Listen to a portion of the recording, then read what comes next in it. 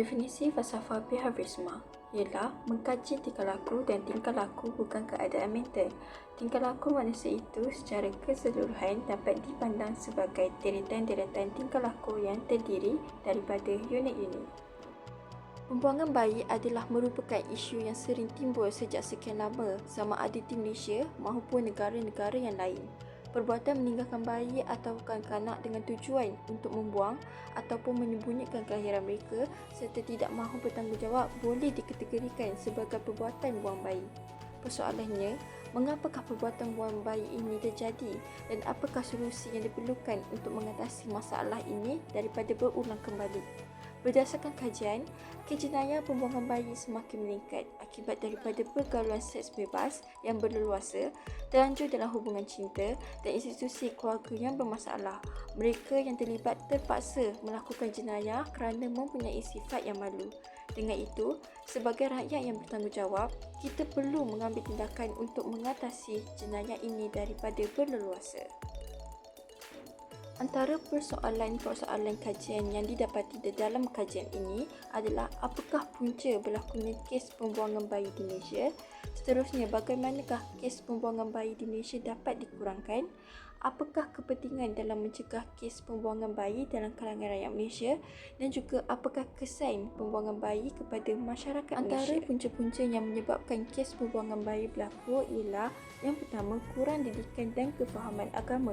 Ramai remaja pada masa kini kurang mendapat didikan agama kerana mereka tidak menyedari betapa pentingnya ilmu keagamaan dalam kehidupan seseorang. Seterusnya, pengaruh rakan sebaya. Ini kerana mudah dipengaruhi seperti mengikuti apa sahaja perbuatan yang dilakukan oleh rakan. Pengaruh media massa juga boleh menyumbang kepada masalah ini, seperti remaja yang menonton video lucah di rumah semasa ketiadaan ibu bapa di rumah boleh menyebabkan pemikiran mereka lebih kepada perkara yang tidak menyihatkan. Seterusnya, sikap masyarakat iaitu mereka tidak mempunyai pegangan hidup yang kukuh dan sering gagal membuat perhitungan dalam kehidupan. Antara kesan-kesan pembuangan bayi ialah yang pertama, generasi baru tidak mampu mentadbir dan membentuk negara yang maju dan aman. Kedua, pegangan agama dan etnik mudah dipertikaikan. Dan yang ketiga adalah masyarakat yang bermoral rendah dan tidak bertanggungjawab akan terlahir. Antara langkah-langkah untuk mengatasi masalah ini ialah media massa perlu menyekat program-program hiburan yang boleh merosakkan akhlak remaja seperti filem-filem yang mengandungi adegan lucah.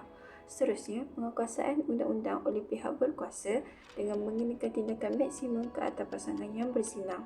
Dan akhir sekali ialah ibu bapa hendaklah memberikan didikan agama yang sempurna kepada anak-anak sejak kecil demi ke arah kebaikan mereka.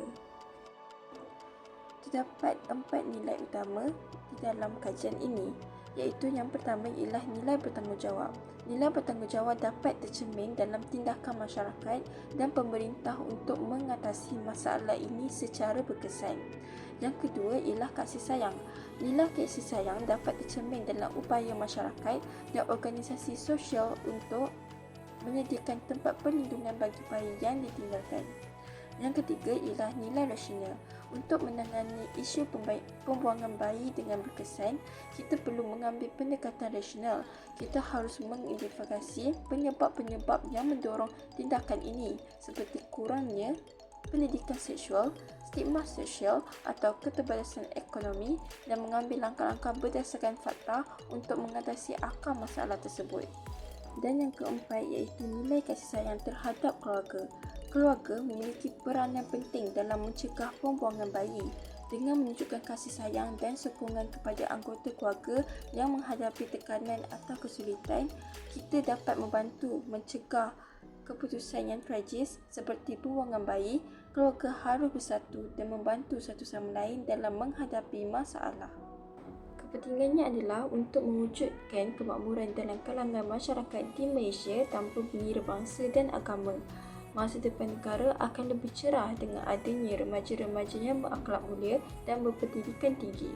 Ahli keluarga akan lebih berkasih sayang dan mengambil peran antara satu sama lain, dan juga media massa dijadikan platform untuk menyebarkan perkara-perkara penting dan positif. Secara kesimpulannya, pihak keluarga, institusi pendidikan, kesihatan, kerajaan dan badan bukan kerajaan iaitu NGO perlu sama-sama menyedarkan masyarakat bahawa jenayah pembuangan bayi bukan sesuatu yang normal, memandangkan resam setiap anak itu memerlukan keluarga. Individu yang mempunyai nilai murni yang tinggi dan bersikap rasional tidak akan terbentuk sekiranya masyarakat sekeliling, sama ada keluarga, saudara mara serta jiran tetangga, tidak perhatian dan tidak menyayangi antara satu sama lain.